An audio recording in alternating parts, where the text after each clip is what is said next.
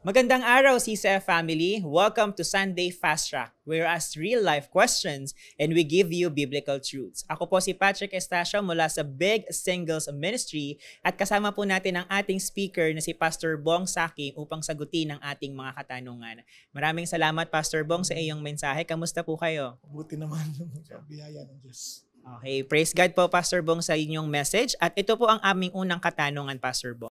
Hindi pa ba sapat ang pagiging mabait upang masabi ko na handa na ako sa pagdating ng Panginoon? Ayan. Alam mo, magandang tanong yan. Kasi sa marami, kaya sila natatakot sa pagdating ng Panginoon. Kasi iniisip nila, una-una, hindi pa ako ready. What do you mean by being ready? Kung ang pinag-uusapan natin is salvation, ang ating kaligtasan ay dahil lang sa ginawa ni Jesus Christ. Hindi dahil sa atin. Diba? He died on the cross for our sins. And He rose again from the dead. So, yun ang ating qualification to be with God. Kanya lang, when it comes to awarding, all of us will face the Lord and we will be judged according to what we did and we will be rewarded accordingly. Na lahat ng ginawa natin dadaan sa apoy to be tested kung ito'y gawa sa wood, hay, or straw or kaya naman ito'y gawa sa gold, silver, or precious metals. So, importante na yung ating paghahanda, hindi, ulitin ko para hindi tayo matukso na hindi yung mabait para tanggapin tayo sa langit.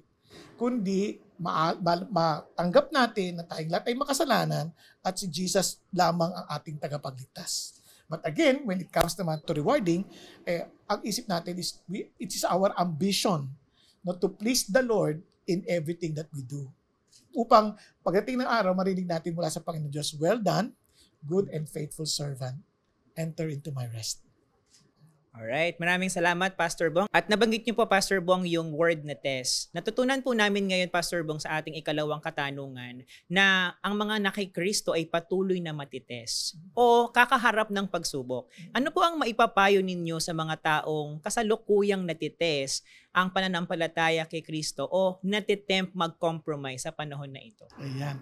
Una sa lahat, gusto ko pa unawa sa iyo na hindi ka nag-iisa sa testing na dinadaanan mo. No temptation has overtaken you which is not common to man. But God is faithful that He will not let you be tempted beyond your strength. So gusto ko paalala sa iyo na yung pagsubok na dadaanan mo, hindi yan lagpas sa kakayanan mo. Pangako ng Lord yan . And the temptation itself will give you a way out in order for you to endure it. Paalala ko sa iyo para hindi ka sumuko. Una-una, binigyan ka ng Diyos ng pagkakataong magtagumpay. Yung testing is an opportunity to victory. At ang pangalawa, maintindihan natin na hindi natin to dapat harapin by our own strength. Harapin natin to sa strength ng Diyos. Kaya if God is with us, who can be against us? Diba? Kung natutukso ka mag-compromise, then remember this. Those who live a godly life will be persecuted. And blessed are those who are being persecuted for righteousness' sake. Bakit? Because great is the reward. No, don't compromise your faith. Be faithful because God is faithful. Diba? At hindi lang yon. Be faithful because God wants you to be overcomers. And we are indeed more than conquerors in Christ Jesus. Alright, praise God, Pastor Bong. Pastor Bong, sa aming ikatatlong katanungan, dahil sa internet ngayon, samot-sari ang mga nakikita o nalalaman tungkol sa end times. Kung minsan ay mas nasusubayban iyon kaysa sa mga pag-aaral ng Biblia. Ano po ba ang balanse, Pastor Bong, sa approach na ito upang maintindihan namin ang end times? Exciting na malaman how the Lord is fulfilling His words, no? Yung kanyang mga propesya. Nakaka-excite yun. Pero, lahat ng explanation na yan at yan ay mga speculations at interpretation at yan din na makikita natin sa internet. So, yung iba nasobrahan na lagi na lang yun ang iniisip. Kasi maganda yun kung gagamitin mo yun sa layunin ng Diyos. Ano yung layunin ng Diyos? Sabi ng Bible, it's not for you to know the times and the epochs which my Father is already fixed, di ba? In His authority. Ano dapat magawin? But you shall receive power from on high and you shall be my witnesses in Jerusalem, both in Jerusalem, Judea, Samaria, and to the remotest part of the earth. So what God wants us to focus on, tayo'y maging mabuting witness wherever we are. Dahil alam natin that God is truly coming soon. Kasi nakikita natin yung mga mundo, hindi naman nakikita, hindi naman naintindihan yan. Bisan para alam na nila, lagot na tayo, matatapos na magugunaw yung mundo. Ang isip na apocalypse na matinding kahirapan, matinding problema, matinding pesting mangyayari. Pero hindi Ang una sa atin ang inisip natin, we thank God for this fulfillment.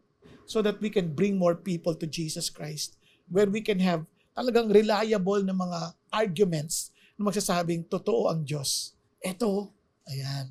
So, sa halip na ubusin mo yung oras mong iniintindi iba't ibang interpretasyon sa internet, ubusin mo yung oras mong paano ka lalago sa pagmamahal kay Kristo at gawin ang kanyang kalooban.